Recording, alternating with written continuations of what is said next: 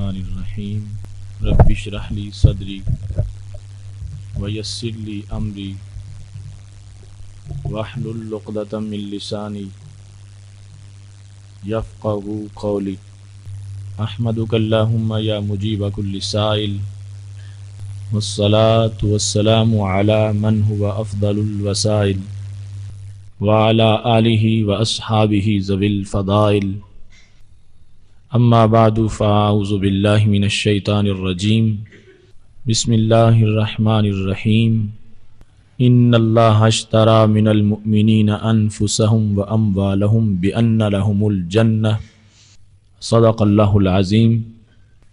وصدق رسولہ النبی الکریم الامین ان اللہ وملائکتہ یصلون علی النبی یا ایہا الذین آمنوا صلو علیہ وسلموا تسلیما الصلاۃ والسلام علیک یا سیدی یا رسول اللہ وعلی آلک واصحابک یا حبیب اللہ مولاي صل وسلم دائما ابدا علی حبیبک خیر الخلق كلهم هو الحبیب الذی ترجى شفاعته لكل هول من الأهوال مقتحم يا أكرم الخلق مالي من ألوذ به سواك عند حلول الحادث العمم ربي صل وسلم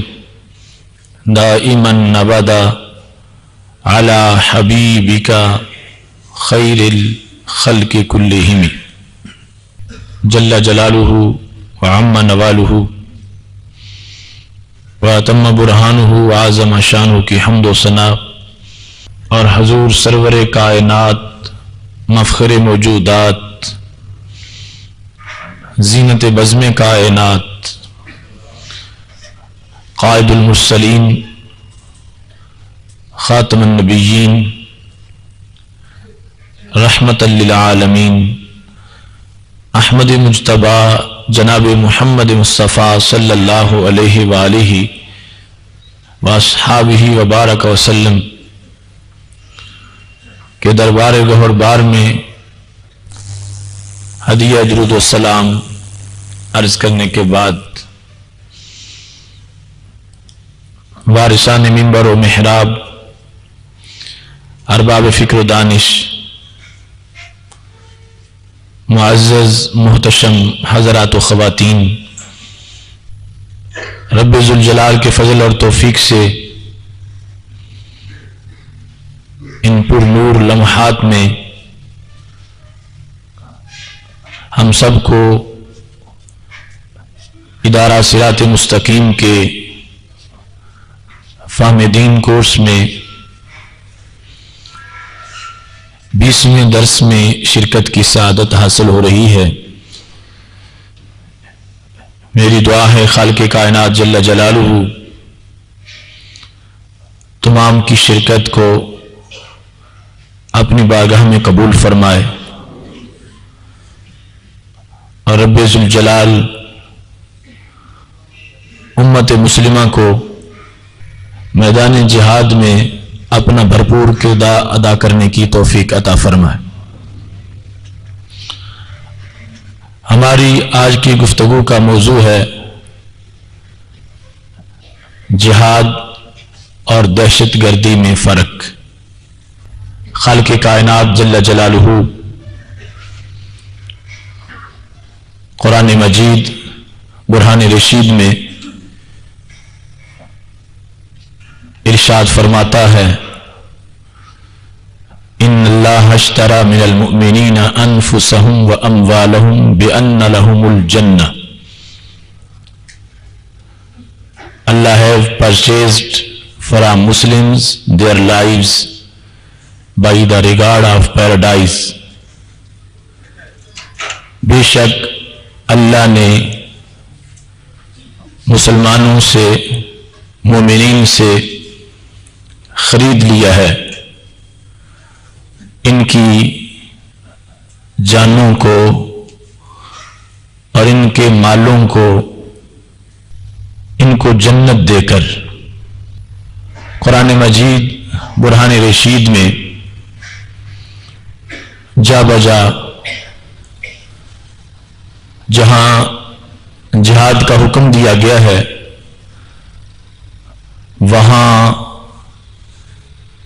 اس کی حیثیات کو بھی بیان کیا گیا ہے، جس سے پتہ چلتا ہے کہ جہاد کیا ہے اور دہشت گردی کیا ہے۔ جہاد جو لغت میں کوشش اور مشقت کے معنی میں استعمال ہوتا ہے،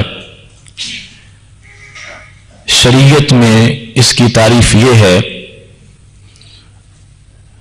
امام بدر الدین عینی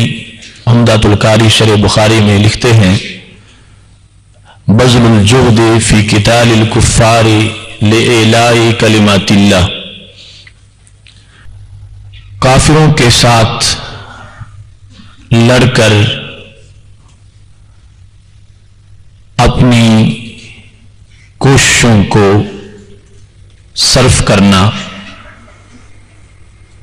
اللہ کے کلمہ کو اونچا کرنے کے لیے۔ یہ تعریف اور دیگر بہت سے مقامات پر جہاد کی جو تعریف کی گئی ہے، ہر جگہ اعلاء کلمۃ اللہ کا ذکر ضرور موجود ہے کہ جہاد میں پیش نظر یہ ہے کہ قربانی دے کر کوشش کر کے بندہ اللہ کے دین کا جھنڈا بلند کرے اور کلمۃ اللہ کو بلند کرے۔ اب اس تعریف سے ہی پتہ چل جاتا ہے کہ جہاد اصلاح کا نام ہے، جہاد فساد کے خاتمے کا نام ہے، جہاد بگڑے ہوئے لوگوں کی بگڑی بنانے کا نام ہے، جو جہنم کے راستے پہ چل رہے ہیں ان کو وہاں سے ہٹا کر انہیں جنت کی راہ پہ گامزن کرنے کا نام ہے۔ اس میں مقصود اور سر فہرست ہدف کسی کو مارنا نہیں، کسی کا لہو بہانا نہیں، کسی کے ٹکڑے کرنا نہیں، مقصود ہے کلمۃ اللہ کو بلند کرنا۔ اگر کوئی ویسے ہی اللہ کے دین کی طرف راغب ہو جاتا ہے، اس کو دعوت دی جاتی ہے، وہ مان جاتا ہے، تو اب اسے کچھ بھی نہیں کہا جائے گا۔ اگر ہر حال میں اسلام کو مطلوب یہ ہوتا کہ خون بہایا جائے اور لوگوں کو ہراساں کیا جائے، لوگوں کے ٹکڑے کیے جائیں، تو کبھی بھی جہاد میں سب سے پہلے دعوت کو نہ رکھا جاتا، جبکہ جہاد کا پہلا اہم حصہ ہے کہ جن لوگوں کے ساتھ جہاد کرنا ہے ان کو دعوت دی جائے، ان کو سمجھایا جائے کہ ہم تمہارے خلاف کیوں ہیں اور تم سے کیوں لڑنا چاہتے ہیں، تمہارے لیے یہ دعوت اسلام ہے، اس کو قبول کر لو۔ یہ پہلا حصہ ہے، اور اس کے بعد اگر وہ قبول نہیں کرتے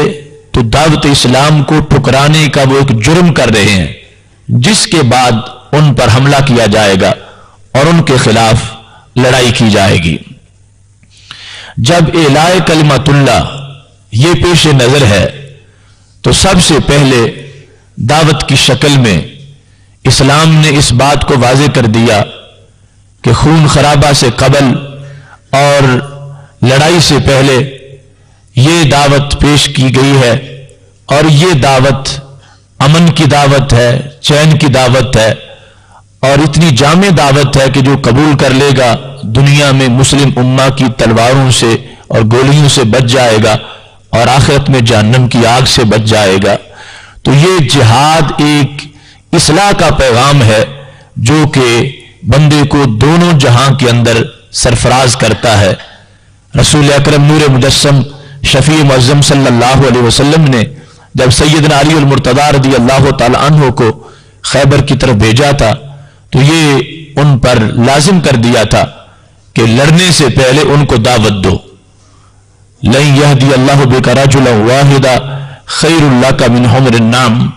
अगर तुम्हारी हिदायत पर, तुम्हारी तबलीग पर और तुम्हारी दावत पर एक शख्स ने भी इस्लाम को कबूल कर लिया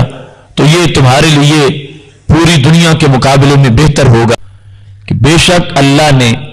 मोमिनीन से खरीद लिया है, मोमिनीन की जानों को और मोमिनीन के माल को, इनको जन्नत देकर। और जब ये अपनी जानें बेच चुके हैं अल्लाह के सामने तो क्या करते हैं? युकातिलून फी सबीलिल्लाह, अल्लाह के रास्ते में जिहाद करते हैं। फयक्तुलून व युक्तलून,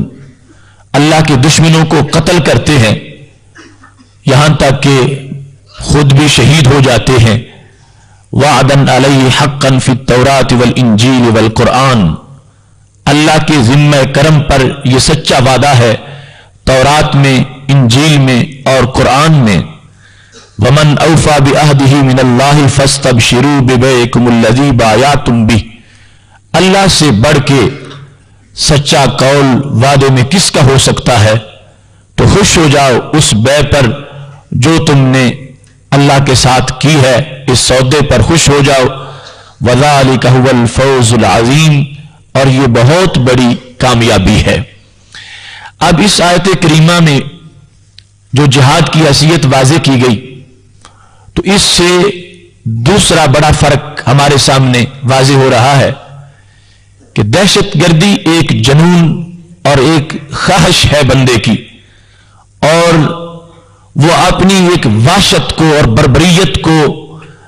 नफ्सुल अमर में साबित करना चाहता है, और उसके अंदर और कोई चीज उसके पेश नजर नहीं कि जिस हदफ को दीन के लिहाज से वो हासिल करना चाहता हो। जबकि जो मुजाहिद जिहाद में निकला है तो इसको वो सौदा मजबूर कर रहा है जो उसने अल्लाह के दरबार में किया हुआ है। असल में ये कर्ज उतारने निकला है, इस वास्ते कि जब अल्लाह ने इससे इसकी जान को खरीद लिया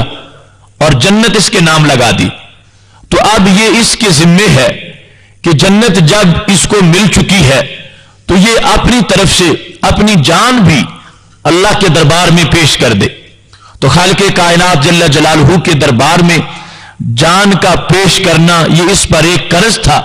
इंतजार कर रहा था कि मैं कब ये जान अल्लाह के दरबार में पेश करता हूं, तो जब वक्त जिहाद आया तो ये अपनी जान की अदायगी के लिए खालिक़े कायनात जल्ल जलालहू के दरबार में जान पहुंचाने के लिए बाहर निकल आया है। अब इसका ताल्लुक अपनी ख्वाहिश के साथ नहीं, इसकी तलवार चलाने का ताल्लुक अपने दिल की किसी चाहत के साथ और नफसानी ख्वाहिश के साथ नहीं है, बल्कि ये इसलिए जान देना चाहता है कि अल्लाह ने इसकी जान को पसंद कर लिया। उसके दरबार में हर सौदा बिकता नहीं, वो खास सौदे हैं जो वहां पे उस दरबार के लायक होते हैं और उस मेयार की होते हैं और फिर उनको कबूल कर लिया जाता है। लिहाजा मुजाहिद तो अल्लाह के शुक्र के जज्बा से सरशार होकर निकल रहा है। तुझे वो शाख से तोड़े जहे नसीब तेरे,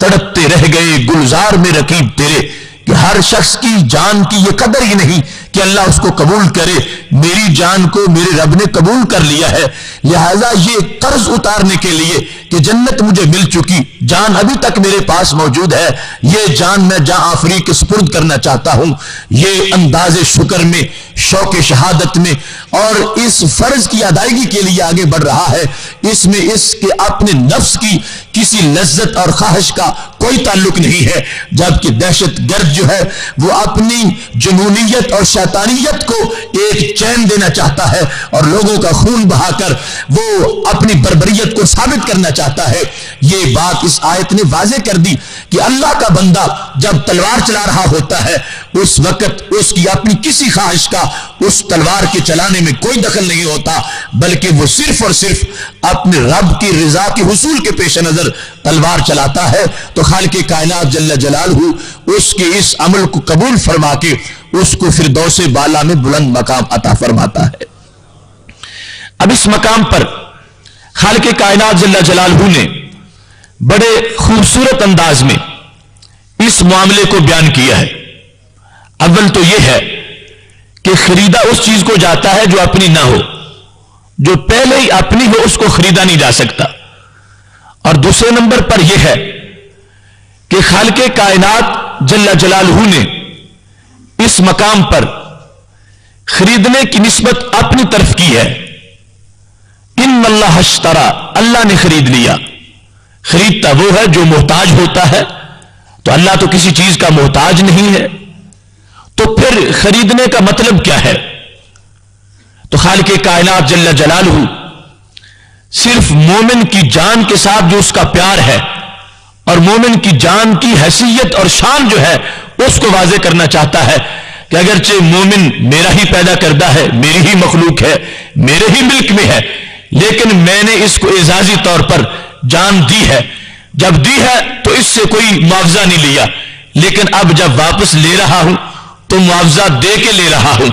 हालांकि मुफ्त दी हुई चीज वैसे भी ले ली जाए तो कोई ऐसी कबाहत नहीं थी, लेकिन खालिक कायनात जल्ला जलालहू फरमाता है मैं मोमिनीन तुम्हें एक फरीक बना के सामने रख रहा हूं, तुम्हें गोया कि मैंने मालिक बना दिया और अब तुमसे ये खरीद रहा हूं। हालांकि ये तुम्हारी जान पहले भी मेरे मिल्क में है, लेकिन मैं सिर्फ इस लफ्ज इश्तरा से यह साबित करना चाहता हूं कि जैसे मुश्तरी की एक चाहत होती है सौदे के साथ कि कीमती पैसा दे के सौदा लेके उसको अपने करीब करके ज़ाहिर करता है कि मेरा उस पैसे से इतना प्यार नहीं जितना इस सौदे से प्यार है, तो मैं भी ये चाहता हूं कि लोगों को बता दूं कि जो मेरी जन्नत बड़ी कीमती है। मैं ये बताना चाहता हूं कि मोमिनो तुम्हारी जान से जितना मेरा प्यार है इतना जन्नत से प्यार नहीं है। मैं जन्नत देकर तुमसे जान वसूल कर रहा हूं सिर्फ ये ज़ाहिर करने के लिए कि तुम्हारी जान का मेरे दरबार में मकाम ज़ाहिर हो जाए। इसी वास्ते खालिक कायनात जल्ला जलालहू ने हरफे बा जो है वो जन्नत पर दाखिल किया। मतलब क्या बना कि जानों को जन्नत के बदले खरीदा गया। असल सौदा मोमिन की जान है और जन्नत कीमत है, और हमेशा सौदा जो है उसका मर्तबा कीमत से बड़ा होता है, चूंकि कीमत को बंदा देकर अपने आप से पैसे को दूर करके सौदे को करीब कर लेता है, उसकी अजमत को वाजे करता है। तो यूं भी तो हो सकता था कि खालिक कायनात जल्ला जलालहू ये फरमा देता कि उसके बंदों ने उससे जन्नत खरीद ली है अपनी जानें बेचकर, अपनी जानें देकर, तो उससे कीमत जन्नत की जाहिर होती और जान की हैसियत जाहिर ना होती। लेकिन खालिक कायनात जल्ला जलालहू ने एक मोमिन की जान को यूं उसकी शान अता फरमा दी है कि असल में मकसूद तुम्हारी जान है और जन्नत तो एक इसका इव्ज और मुआवजा है जो इसके बदले में दिया जा रहा है, ताकि पता चल जाए कि एक फकीर सा मोमिन भी अल्लाह के दरबार में कितना बड़ा अमीर है कि खालिक कायनात वो जन्नत जिसका एक मुरब्बा फुट पूरी दुनिया से कीमती है, वो जन्नत देकर अपने बंदे से उसकी जान को खरीद रहा है।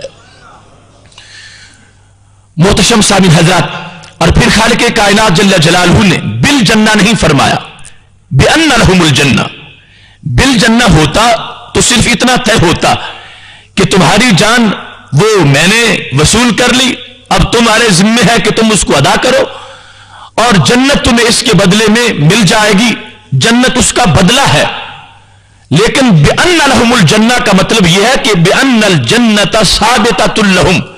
कि बंदो जन्नत तो मैं तुम्हारे नाम लगा चुका हूं, सिर्फ इसको मुआहदे में नहीं रखा, तुम्हारे नाम कर दी है। बिअन्नल जन्नत साबिततुल लहुम, जन्नत तुम्हें मिल चुकी है कि तुम्हारे नाम लग चुकी है, सिर्फ एक थोड़ा सा मामला तुम्हारा बाकी है, उसके बाद जन्नत में पहुंच जाओगे। अब यह तुम्हारे जिम्मे है कि तुम अपनी जान किस वक्त पेश करते हो। वक्त आता है तो तुम ये जो तुम्हारे पास उधारी मेरी दी हुई जान है और फिर इसकी कीमत भी ले चुके हो, ये तुम किस वक्त इसकी अदायगी करते हो। अब इस फलसफे को जब एक मोमिन समझता है तो बवक्त शहादत اس شوق سے نکل رہا ہے کہ یہ جان تو میری ہے ہی نہیں، میں تو اس کی قیمت وصول کر چکا ہوں، اب میں نے ادائیگی کرنی ہے، تو نہ بچا بچا کے تو رکھی سے تیرا آئینہ ہے وہ آئینہ جو شکستہ ہو تو عزیز تر ہے، نگاہ آئینہ ساز میں وہ نہ کوئی شور مچاتا ہے، نہ ہائے ہائے کرتا ہے، نہ شکوہ کرتا ہے، نہ شکایت کرتا ہے، بلکہ خوش ہو کر اپنی جان لے کر رب کے دربار میں حاضر ہو جاتا ہے کہ اس نے میری جان کو قبول کر لیا ہے۔ اب دیکھو کتنا زیادہ واضح فرق ہے اس دہشت گرد میں اور مجاہد میں۔ وہ دہشت گرد وہ اپنے نفس کا پجاری ہے، اپنی خواہش کا اسیر بنا ہوا ہے، وہ اپنی نفس کی خواہش کو وہ ثابت کرنے کے لیے تلواریں چلا رہا ہے اور بندوں کو کاٹ رہا ہے اور دھماکے کر رہا ہے، لیکن یہ مجاہد خالق کائنات جل جلالہ کی رضا کے اندر اس قدر اس کو دوام مل چکا ہے کہ اب اللہ کے دربار کی طرف اس شوق سے پہنچ رہا ہے کہ خالق کائنات جل جلالہ اس کی جان کو اس نے قبول کر لیا اور یہ اپنی طرف سے اس کی ادائیگی کرنے کے لیے گھر سے نکل پڑا ہے۔ اب رب ذوالجلال اسی کے بعد ارشاد فرماتا ہے یقاتلون فی سبیل اللہ فیقتلون ویقتلون، اللہ کے راستے میں جہاد کرتے ہیں، دشمنوں کو مارتے ہیں اور خود شہادت پا لیتے ہیں۔ وعدن علی حقا فی التوراۃ والانجیل والقرآن، یہ جہاد کا جو فلسفہ ہے یہ صرف قرآن میں نہیں، یہ تورات میں بھی یہی ہے، انجیل میں بھی یہی ہے۔ تورات اور انجیل کو اس میں ساتھ ملا دیا۔ آج جو لوگوں نے جہاد پر مختلف قسم کے اعتراضات کا سلسلہ باندھنا تھا اور بالخصوص انہی کی طرف سے یہ اعتراض جہاد پہ ہونا تھا، یہود کی طرف سے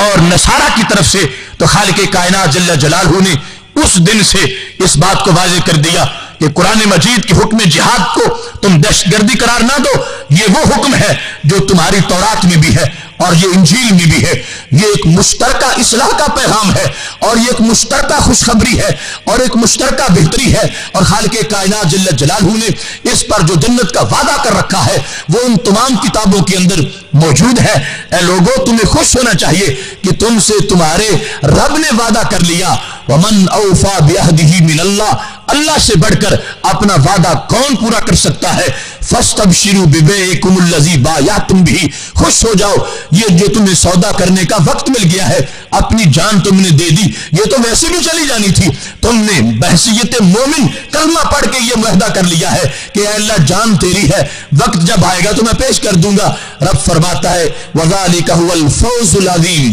اس کو کوئی خسارہ نہ سمجھے کہ اس میں ہلاکت ہو جائے گی، نقصان ہو جائے گا، نہیں نہیں، اگر اس انداز میں اللہ کے لیے جان دے دو گے تو یہ جان کا دینا بہت بڑی کامیابی قرار پائے گا۔ اس وقت جہاں ہمیں غیروں کی طرف سے جہاد پر مختلف اعتراضات کا سامنا ہے، قرآن مجید اور حدیث شریف کی نصوص سے ہم اس کی حیثیت کو اجاگر کرنا چاہتے ہیں، اور ابھی تک بنیادی دو فرق بیان ہوئے ہیں، اور یہ یاد رکھیں یہ ہم اسلام میں جو جہاد ہے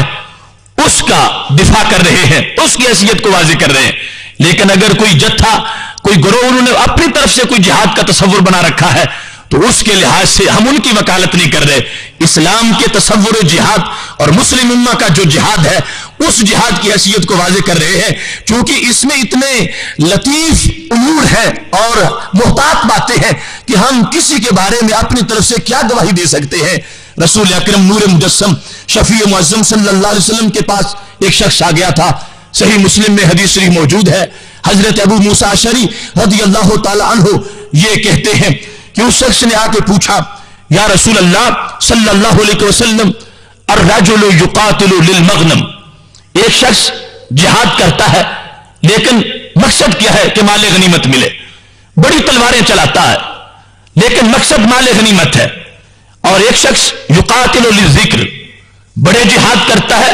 مگر مقصد شہرت ہے کہ میری تشہیر ہو جائے، میرا چرچا ہو جائے۔ ورجل یقاتل لیجرا مکانہ، ایک شخص جہاد کرتا ہے تاکہ اس کی شجاعت کا اظہار ہو جائے کہ پتہ چلے کہ وہ کتنا بڑا نڈر اور صف شکن مجاہد ہے، اور لیجری مکانہ، تاکہ وہ اپنی حیثیت کو اجاگر کر دے کہ میں ڈرپوک نہیں ہوں، میں بزدل نہیں ہوں، میں شیر دل انسان ہوں۔ یہ تین شکیں پیش کر کے صحابی نے جس وقت رسول اکرم صلی اللہ علیہ وسلم سے پوچھا کہ ان میں سے فی سبیل اللہ جہاد کس کا ہے؟ وہ شخص جو کہ غنیمت کے پیش نظر کر رہا ہے،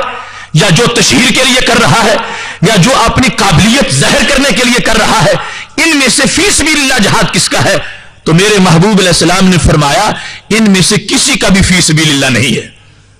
پوچھا گیا پھر فی سبیل اللہ کس کا ہے؟ فرمایا من قاتل لتکون کلمۃ اللہ ہی العلیٰ، فی سبیل اللہ جہاد صرف اس کا ہے کہ جس کے دل میں گھر سے نکلتے وقت، میدان جہاد میں موجود رہتے وقت، دشمنوں پر حملہ کرتے وقت، ہر وقت یہی خیال ذہن میں رہتا ہے کہ میں اس لیے لڑ رہا ہوں تاکہ میرے رب کا دین غالب آ جائے اور میرے رب کا کلمہ بلند ہو جائے، میرے رب کے دین کا جھنڈا جو ہے وہ اونچا ہو جائے۔ جو شخص اس نیت کے سائے زیر سایہ پورا سفر جہاد عبور کر لیتا ہے، میرے محبوب علیہ الصلوۃ والسلام فرما رہے ہیں یہ وہ شخص ہے کہ جس کے جہاد کو جہاد فی سبیل اللہ کہا جائے گا، اور اگر دوسری کوئی غرض درمیان میں آ گئی تو وہ جہاد فی سبیل اللہ نہیں ہوگا، اور اس کی وہ عظمت نہیں جو قرآن و سنت بیان کر رہا ہے۔ قرآن و سنت میں جس جہاد کی عظمت ہے یہ وہ ہے کہ جو صرف اس لیے کیا جا رہا ہے تاکہ اللہ کا کلمہ اونچا ہو جائے اور خالق کائنات جل جلالہ کا دین غالب آ جائے۔ رسول اکرم نور مجسم شفیع معظم صلی اللہ علیہ وسلم نے جب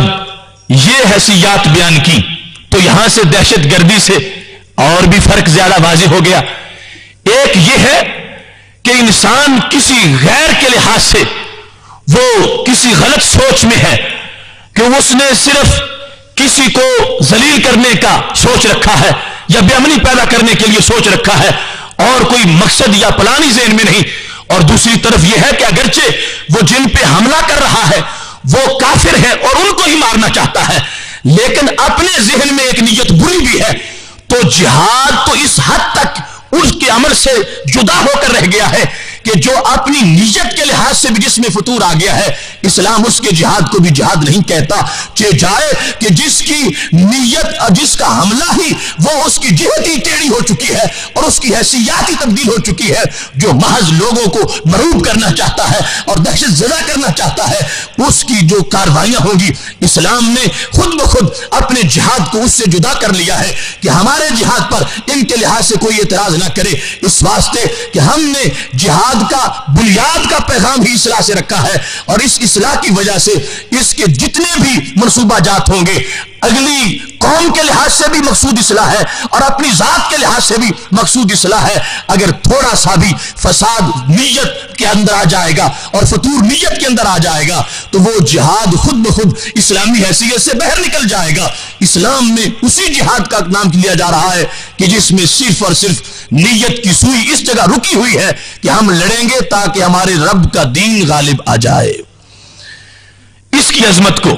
رسول اکرم صلی اللہ علیہ وسلم نے اس انداز میں واضح کیا ہے۔ آپ صلی اللہ علیہ وسلم فرمانے لگے، صحیح میں موجود ہے،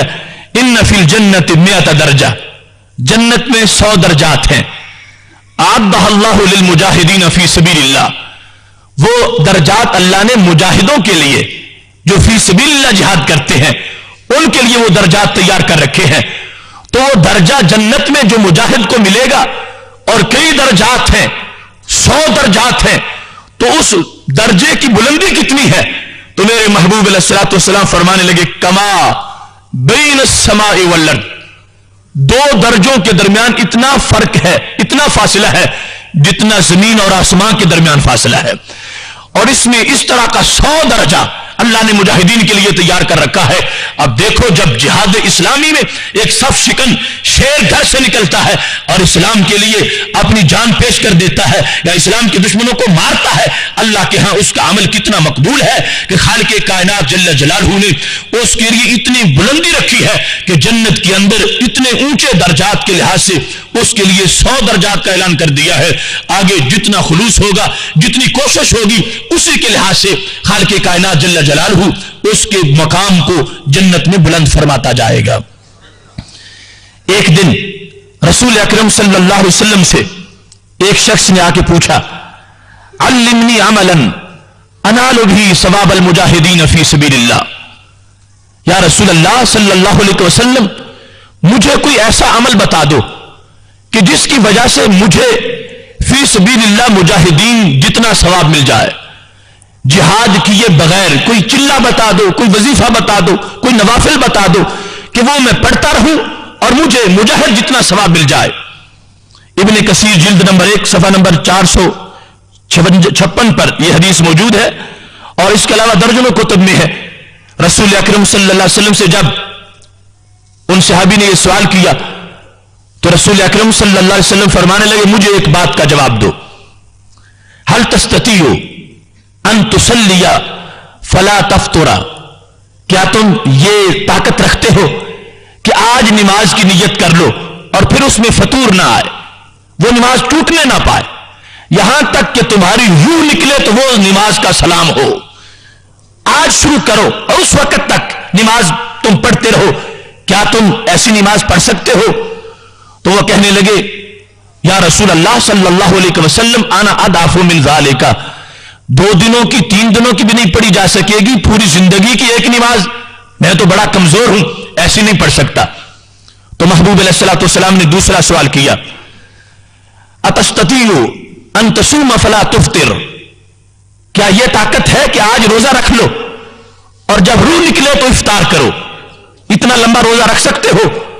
تو کہنے لگے انا اضعف من ذالک، یا رسول اللہ صلی اللہ علیہ وسلم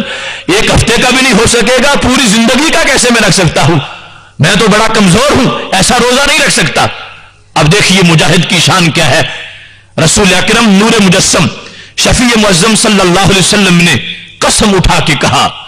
فوالذی نفسی بیدہ، مجھے اس رب کی قسم ہے جس کے قبضہ میں میری جان ہے، لو استطعت ذالک ما بلغت ثواب المجاہدین فی سبیل اللہ، تم نے خود تسلیم کیا تم نہ ایسی نماز پڑھ سکتے ہو اور نہ ہی ایسا روزہ رکھ سکتے ہو، اگر تم میں یہ صلاحیت ہوتی کہ آج نماز کی نیت کرتے اور موت تک وہ جاری رہتی، اور آج روزہ رکھتے اور موت تک وہ روزہ باقی رہتا، اگر تم ایسا روزہ رکھ سکتے اور ایسی نماز پڑھ سکتے، پھر بھی رب کعبہ کی قسم ہے تم مجاہد کا ثواب نہیں پا سکتے تھے۔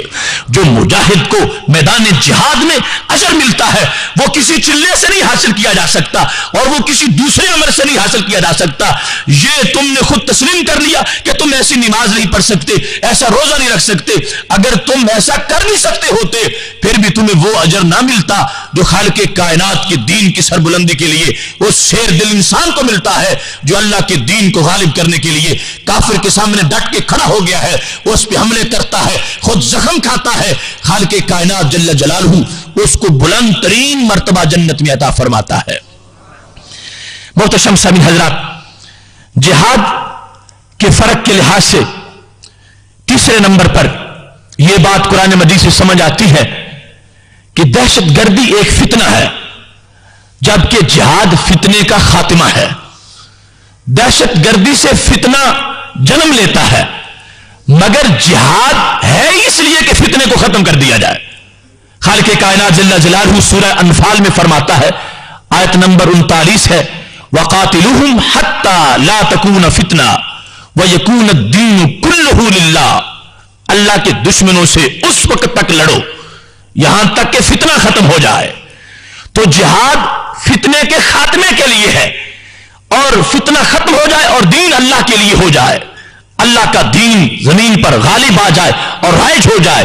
دہشت گردی کی ہر لفظ میں فتنہ ہے اور اس کے ہر حرف میں فتنہ ہے اور اس کی ہر جہت میں فتنہ ہے، لیکن جہاد فتنے کا خاتمہ ہے۔ جہاد ہر وقت فتنے کو ختم کرنے کے درپے ہے۔ جہاد اس تحریک کا نام ہے جس سے فساد کو ختم کر کے زمین کو اصلاح سے بھرا جا رہا ہے۔ یار کتنی بڑی زیادتی ہوگی کہ 2 متضاد چیزوں کو آپس میں ایک کہہ دیا جائے، آگ کو پانی کہہ دیا جائے، پانی کو آگ کہہ دیا جائے۔ قرآن یہ واضح کر رہا ہے کہ یہ جہاد فتنے کا خاتمہ ہے اور دہشت گردی تو خود ایک فتنے کا نام ہے، لہذا کبھی بھی ان دونوں کو ایک نہیں کہا جا سکتا۔ جہاد وہ جہاد ہے کہ جس کو خالق کائنات جل جلالہ نے فتنے کے خاتمے کا سبب بنایا ہے۔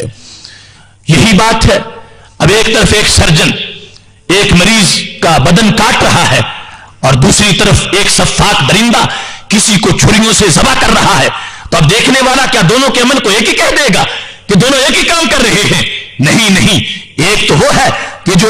اس جان کی زندگی کا سبب بن جائے گا، تو گویا کہ اس نے اس کو زندہ کیا اور اجر عظیم کا مستحق بن گیا، اور دوسرا جو ہے اس کو سفاک قاتل قرار دے کر جہنمی بنا دیا جائے گا۔ اب بظاہر عمل ایک تھا کہ انسان کے بدن کو دونوں ہی کاٹ رہے ہیں، مگر ایک کا کاٹنا اصلاح کے لیے ہے اور دوسرے کا کاٹنا فساد کے لیے ہے۔ اسی بات کو ہی اسلام نے اجاگر کر دیا ہے کہ وہ جو فتنہ انگیزی ہے اس کا تعلق دہشت گردی کے ساتھ ہے، لیکن اسلام جو جہاد چاہتا ہے اگرچہ اس میں کہیں خون بھی بہہ جائے گا، کوئی بدن کٹ بھی جائے گا، مگر بالآخر نتیجہ یہ نکلے گا کہ فتنہ ختم ہو جائے گا اور اللہ کی دین اصلاح کے پھولوں سے اللہ کی زمین معمور ہو جائے گی۔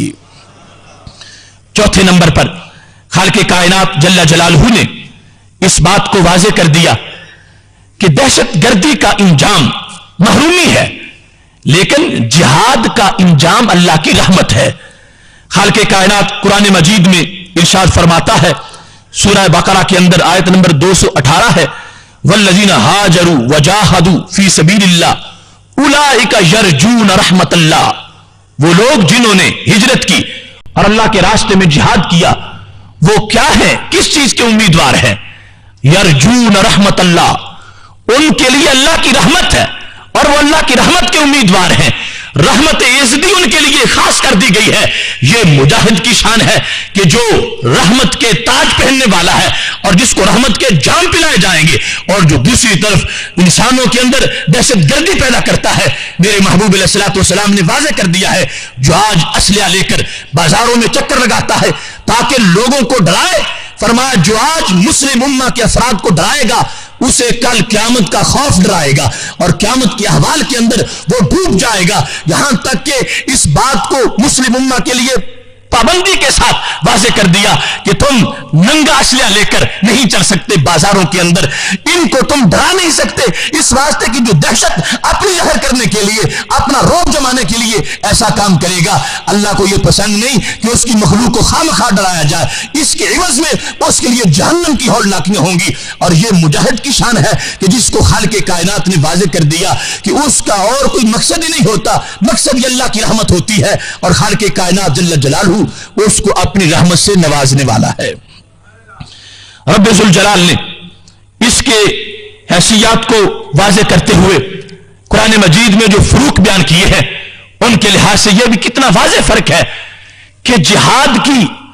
حکمت ہے مظلوم کی مدد کرنا، جہاد ظلم نہیں، جہاد مظلوم کی مدد ہے، جبکہ دہشت گردی خود ظلم ہے۔ تو جتنا ظالم اور مظلوم میں فرق ہے اتنا جہاد اور دہشت گردی میں فرق ہے۔ جہاد کی جو مشروعیت تھی وہ تھی ہی اس لیے کہ مظلوم کا حوصلہ بڑھایا جائے، مظلوم کے ساتھ تعاون کیا جائے، مظلوم کو بچایا جائے، مظلوم کی مدد کی جائے، جبکہ دہشت گرد ظالم ہے اور اپنے ظلم کا دھندا کر رہا ہے۔ قرآن مجید برہان رشید کے اندر خالق کائنات جل جلالہ ارشاد فرماتا ہے، وَمَا لَكُمْ لَا تُقَاتِلُونَ فِي سَبِيلِ اللَّهِ وَالْمُسْتَضْعَفِينَ مِنَ الرِّجَالِ والنساء والولدان الذين يقولون ربنا اخرجنا من هذه القرية الظالم اهلها۔ فرمایا کیا ہے تم کو کہ تم کے اللہ کے راستے میں جہاد نہیں کرتے، حالانکہ زمین کے اندر کمزور لوگ ہیں، مرد ہیں، عورتیں ہیں، بچے ہیں، اور جو یہ دعائیں کر رہے ہیں اے اللہ ہمیں اس ظالم بستی سے نکال لے، اور مسلم امہ کے سپوت تم اپنے گھر بیٹھے ہو اور تم ان کی مدد کو نہیں پہنچتے، ان عورتوں کی مدد کو جو کہ ظلم کی چکی کے نیچے ہیں، ان بچوں کی مدد کے لیے جو کہ مظلوم بنے ہوئے ہیں، اور مستضعفین جن کو زمین کے اندر مجبور کر کے روک لیا گیا ہے اور ان کی آزادی کو چھین لیا گیا ہے۔ مسلم امہ نکلو اور جہاد کا فرض ادا کرو اور ان کی جا کو مدد کرو اور ظلم کے ہاتھ توڑ دو اور مظلوموں کو وہاں سے آزاد کر لو۔ تو یہ جہاد ہے کہ جس کا مقصد ہی مظلوم کو نجات دلوانا ہے، اور جو قومیں مجبور ہیں، مقہور ہیں، ان کو آزادی کی دہلیز تک پہنچانا ہے۔ تو جہاد تو سراسر مظلومیت کی حیثیت کو تحفظ دینے والا ہے، ظلم کے پردے چاک کر کے ظالم خونخوار بھیڑیوں کو پیچھے ہٹا کر مظلوم کو ایک سہارا اور ریلیف دینا چاہتا ہے، جبکہ دہشت گردی خود ظلم ہے اور دہشت گرد خود ظالم ہے۔ تو کسی طرح بھی دہشت گردی کو جہاد کے نام کے ساتھ نہیں ملایا جا سکتا۔ ان دونوں میں اتنا ہی فرق واضح ہے جتنا زمین و آسمان کے درمیان فرق موجود ہے۔ جہاد ظالموں کے ہاتھ توڑنے کے لیے آیا ہے، ہے جبکہ دہشت گردی خود ایک ظلم اور بربریت کا نام ہے، تو قرآن مجید برہان رشید نے اس عظمت کو واضح کر دیا، وَجْعَلْ لَنَا مِن لَّدُنْكَ وَلِيًّا وَجْعَلْ لَنَا مِن لَّدُنْكَ نَصِيرًا، کہ جہاد کی جو کال قبول کرتا ہے اور جہاد پر جو لبیک کہتا ہے، اس نے ان اہوں کو جواب دیا جو کہہ رہے تھے اللہ سے، اے اللہ ہمیں کوئی ناصر دے دے، ہمیں کوئی مددگار دے دے، ہمیں کوئی ولی دے دے۔ یہ نکلا، مدد کو چل نکلا، تو اس نے اللہ کی اس دعا کا ایک حصہ یہ بن گیا جو اللہ نے مظلوموں کی قبول کر لی اور اس کے دل میں ڈال دیا کہ چلو تم جا کر ان کے دفاع کے لیے کام کرو۔ تو یہ ایک نیابت اللہ کی لے کر آگے میدان میں نکلے، اس نے اللہ کی مخلوق کو ظلم سے بچانے کے لیے کردار ادا کیا ہے۔ اس واسطے یہ واضح طور پر فرق دہشت گردی سے جہاد کا موجود ہے کہ یہ جہاد ظلم کا خاتمہ ہے اور مظلوم کی حمایت ہے، جبکہ دہشت گردی خود ظلم ہے اور دہشت گردی کرنے والا خود بہت بڑا ظالم ہے۔ اس کے ساتھ ہی خالق کائنات جل جلالہ نے اس حیثیت کو ان الفاظ میں بھی بیان کیا ہے۔ رب ذوالجلال جہاد کی حکمتیں بیان کرتے ہوئے اس انداز میں مجاہد کو دیکھنا چاہتا ہے کہ اس کے اندر کوئی تکبر نہ ہو، کوئی ریا نہ ہو۔ یہ نکلتا ہے تو سراپا عاجزی انکساری کا پیکر بن کے، جبکہ دہشت گرد ایک خون خار بھیڑیا ہے، متکبر مزاج ہے اور وہ اپنے غرور اور گھمنڈ میں پوری طرح اس کا ذہن بھرا ہوا ہے اور اس نشے میں اندر دھت اور مست ہو چکا ہے۔ مومن مجاہد کی شان ایسی نہیں ہوتی۔ خالق کائنات جل جلالہ قرآن مجید برہان رشید میں ارشاد فرماتا ہے، سورہ انفال کی آیت نمبر 47 ہے، فرمایا لا تکونوا کالذین خرجوا من دیارہم بطرا ورئاء الناس، ان لوگوں کی طرح نہ نکلو جہاد کے لیے جو نکلے تھے اتراتے ہوئے اور دکھلاوے کے لیے۔ وہ دکھلاوا کر رہے تھے اور اترا رہے تھے۔ تو اب یہاں سے کیا سمجھ آئی کہ مجاہد گھر سے نکلے تو عاجزی کے ساتھ، انکساری کے ساتھ، نہ تو دکھلاوا ہو اور نہ ہی کوئی اپنا روب کسی پر طاری کرنا چاہتا ہو، عاجزی کی علامت بن کے وہ نکلتا ہے۔ جبکہ دوسری طرف دہشت گرد ہے جس کا عاجزی سے کوئی تعلق ہی نہیں ہے اور جس کا انکساری کے ساتھ کوئی رابطہ ہی نہیں ہے، وہ صرف اپنے جوانی کے گھمنڈ میں ہے اور اپنی پاور کے غرور میں ہے اور لوگوں کا امن سکون غارت کرنا چاہتا ہے۔ تو ہم غیر مسلموں کے سامنے جہاد کی اس حیثیت کو قرآن و سنت سے واضح کر رہے ہیں کہ ہمارے جہاد کو ہرگز دہشت گردی کے ساتھ نہ ملاؤ۔ وہ دہشت گرد متکبر مغرور انسان ہوتا ہے، جبکہ مجاہد کو خالق کائنات نے عاجزی انکساری کا تاج پہنایا ہے اور یہ واضح کر دیا ہے کہ ان دونوں میں واضح طور پر فرق موجود ہے۔ خالق کائنات جل جلالہ نے قرآن مجید برہان رشید میں پھر اس مقام کو جو جہاد کا مقام ہے، اس کو مومن کی کامیابی کے لیے ایک امتحان قرار دیا ہے۔ تو پتا چلا کہ یہ اس کو کام کرنا پڑے گا امتحان کے پیش نظر، کہ یہ ایک مرحلہ ہے، جب اس سے گزرے گا تو اگلی منزل کو پا جائے گا۔ جبکہ دہشت گرد جو ہے وہ خود ایسے امتحان سے نہیں گزر رہا،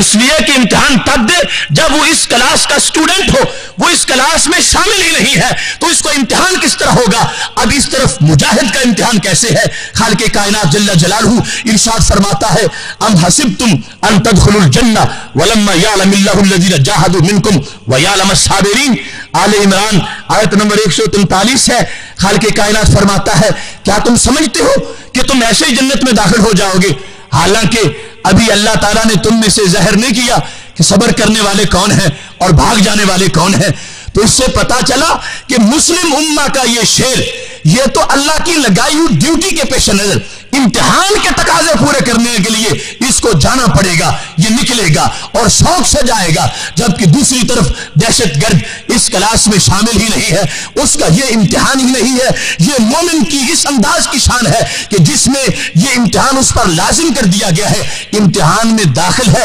امتحان دے رہا ہے۔ اب نتیجہ یہ نکلے گا کہ جس وقت مشکلات میں بھی وہ ڈٹ کے مقابلہ کرتا رہے گا، خالق کائنات جل جلالہ مخلوق کے سامنے ثابت کر دے گا، لو دیکھ لو میں تو پہلے ہی جانتا تھا، لیکن اب یہ ظاہر ہو گیا، یہ خواہ مخواہ اونچی جنت کا وارث نہیں بن رہا، اس نے باقاعدہ امتحان دیا ہے اور اس کے نتیجے کے طور پر اس کو بڑی جنت عطا کی جا رہی ہے۔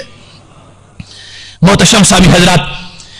اس کے بعد قرآنی آیات سے جو فرق کا پتہ چلتا ہے وہ یہ ہے کہ خالق کائنات جل جلالہ نے ضابطے دیے ہیں جہاد کے لیے،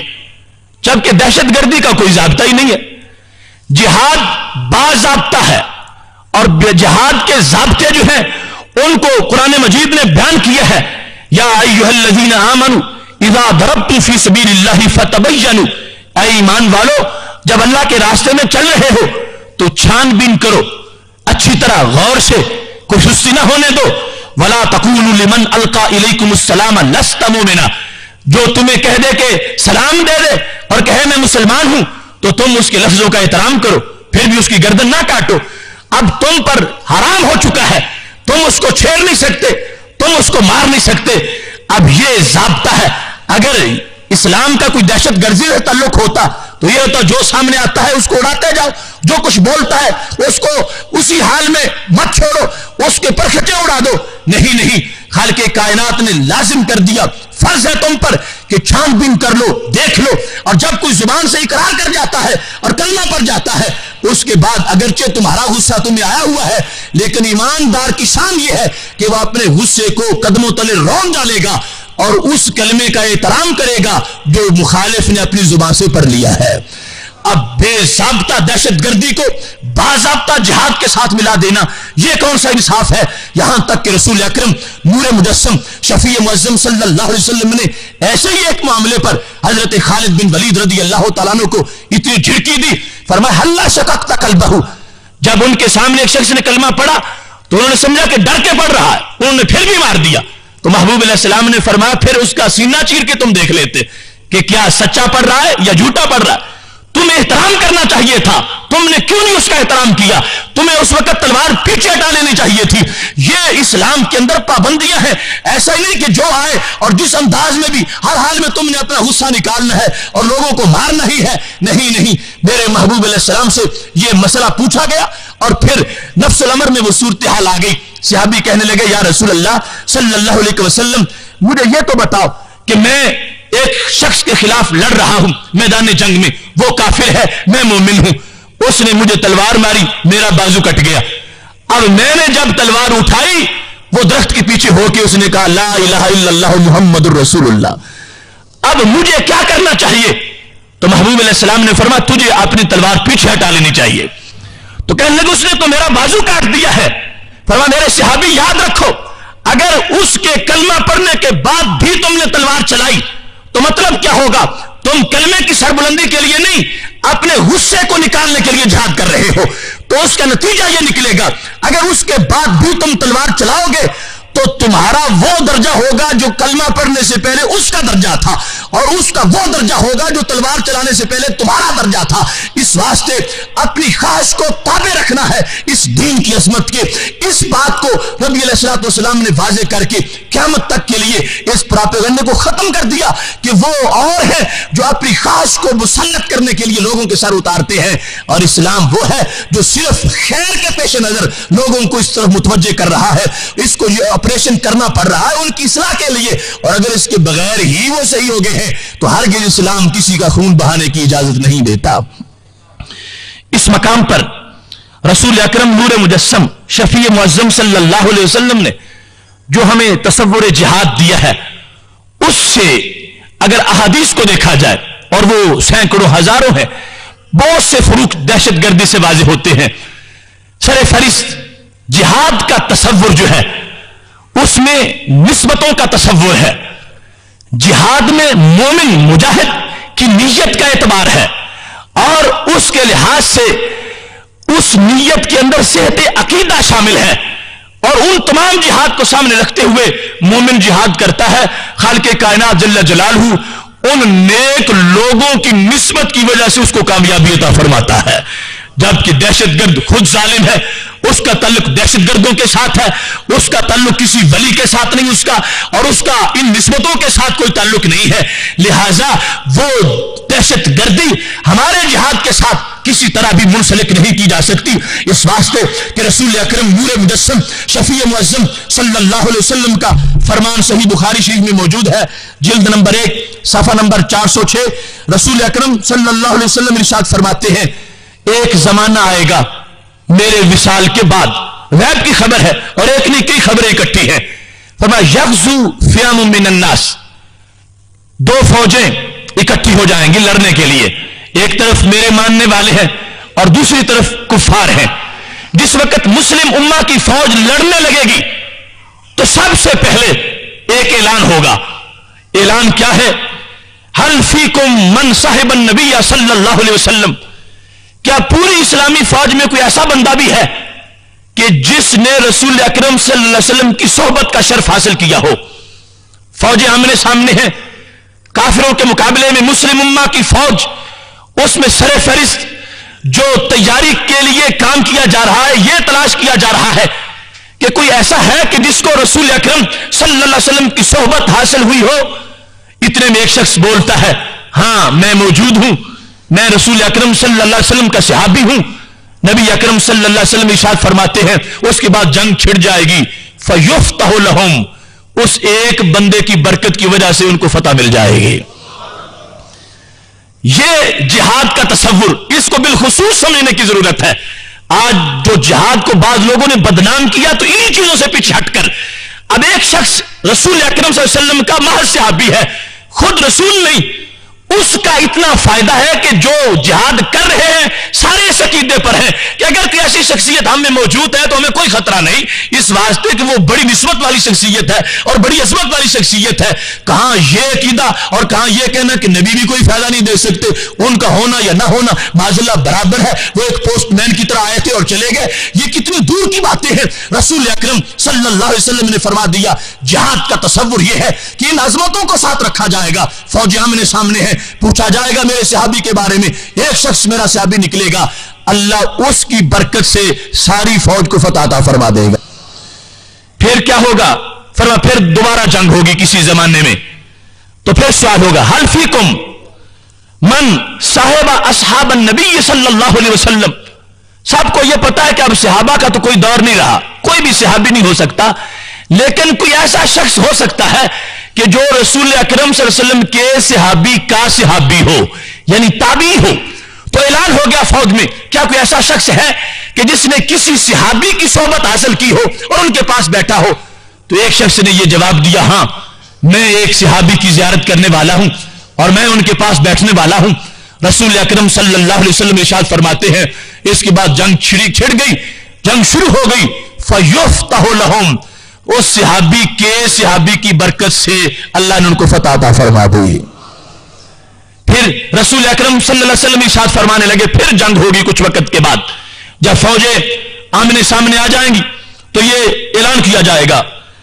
حل فیکم من صاحب اصحاب رسول اللہ صلی اللہ علیہ وسلم. کوئی شخص ایسا بھی ہے تم میں سے جو رسول اکرم صلی اللہ علیہ وسلم کے صحابی کا صحابی ہو، کوئی ایسی نسبت والا بھی ہے؟ جب پوچھا جائے گا تو پھر جواب ملے گا ہاں موجود ہوں. فیفتح لہم، جنگ ہوگی، اللہ اس کی برکت سے ان کو فتح عطا فرما دے گا. تو لہذا جہاد کا یہ تصور بھی دہشت گردوں سے جہاد کو واضح کر رہا ہے کہ دہشت گرد مجرم ہے، اس کا تعلق مجرمین کے ساتھ ہے، اس کا تعلق تقوی و پرہیزگاری کی اعلیٰ اقدار کے ساتھ نہیں ہے. لہذا وہ نکلتا ہے اس پر کسی تقوی کا سایہ نہیں، کسی پرہیزگاری کا رابطہ نہیں، کسی نسبت کی عظمت کا اس کے سفر کے ساتھ کوئی تعلق نہیں ہے. لیکن ایک مجاہد جس وقت نکلتا ہے تو اس کے لیے یہ ساری چیزیں پیش نظر ہوتی ہے. وہ ادب سے جاتا ہے، با ادب ہوتا ہے اور ادب والوں کے ساتھ اس کا تعلق ہوتا ہے. اور خالق کائنات جل جلالہ ان کی اپنی جو تیاری ہے وہ اپنی جگہ صرف اس ادب کی جہت پر بھی ان کو فتح عطا فرما دیتا ہے. تو یہ وہ نصوص ہیں جن سے یہ واضح ہو رہا ہے کہ خالق کائنات جل جلالہ نے کس حد تک جہاد کو مقدس، عظیم اور معطر بنایا ہے کہ جس کی ہر جہت کے اندر رب ذوالجلال نے کئی عظمتیں عطا فرما رکھی ہیں.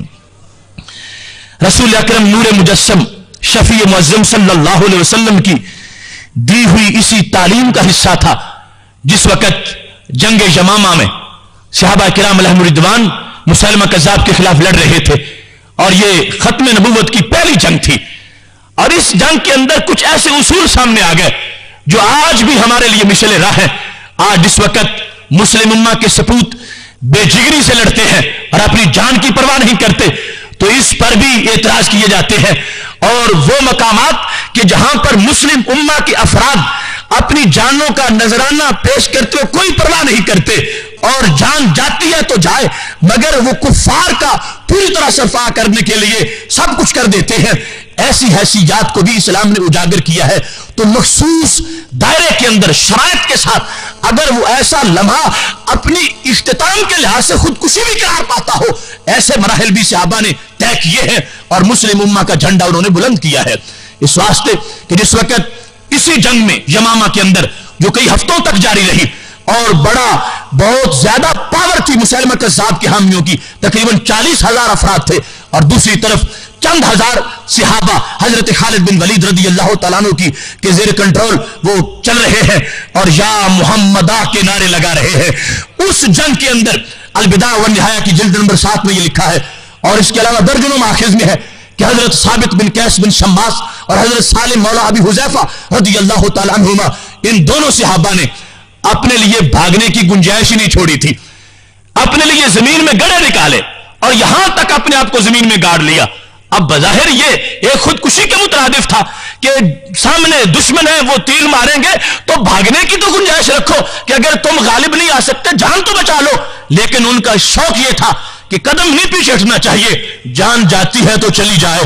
اس انداز میں ہم رسول اکرم صلی اللہ علیہ وسلم کی نبوت کے باغی کے خلاف لڑیں گے کہ ہم یہیں شہید ہو جائیں گے۔ دونوں نے اپنے آپ کو یہاں تک گاڑا ہوا تھا اور دونوں کی وہاں شہادت ہو گئی، اور قیامت تک انہوں نے راہ محبت میں وہ نقش ثبت کر دیے ہیں کہ مسلم امہ کو اگر کسی ایسے مرحلے میں اس طرح کا کردار ادا کرنے کے بغیر کوئی چارہ نہ رہ جائے تو ایسا بھی کردار ادا کرے، اور ایسا کردار ادا کر کے اپنی جان پیش کر کے اپنے دین کو ہمیشہ کا تحفظ فراہم کر دیں۔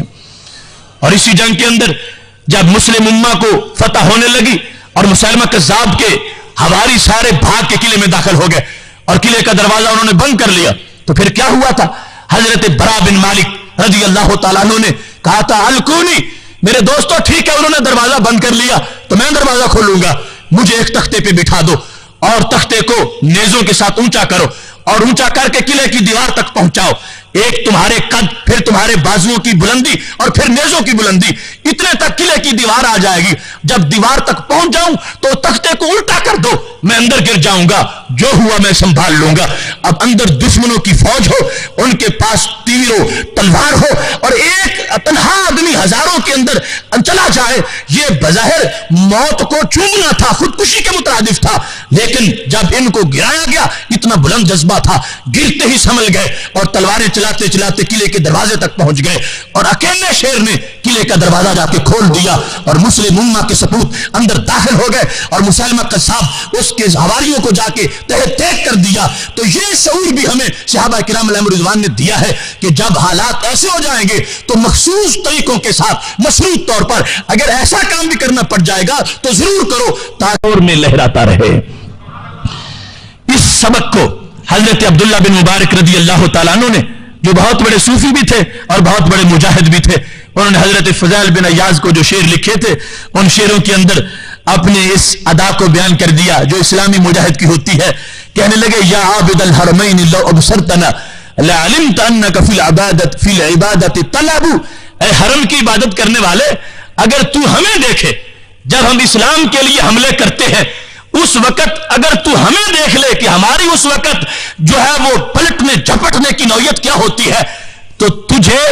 اپنی عبادت لاب محسوس ہو۔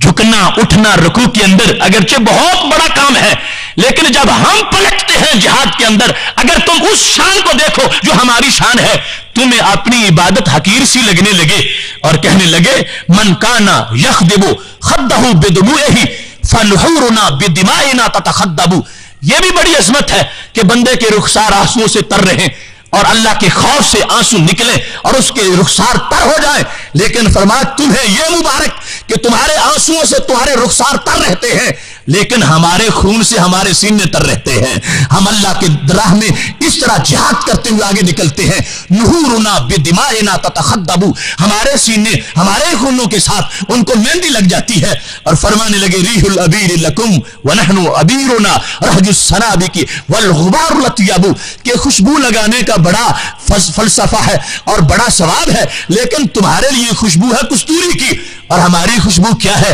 रहजुस्सनाबि की वल लतियाबु, जब घोड़े तेज दौड़ते हैं उनके सुन्नों से जो गुबार उड़ता है वो हमारे चेहरे की खुशबू बन जाती है और हम उस खुशबू पर अल्लाह का शुक्र अदा करते हैं। ये हालत होती है ईमानदार की और मुजाहिद की, इस अंदाज में आगे बढ़ता है। मेरी दुआ है खालिक कायनात जल्ल जलालहू हमें जिहाद इस्लामी के तकाजे पूरे करने की तौफीक अता फरमाए। व आखिरु दावाना अनिल हम्दुलिल्लाहि रब्बिल आलमीन।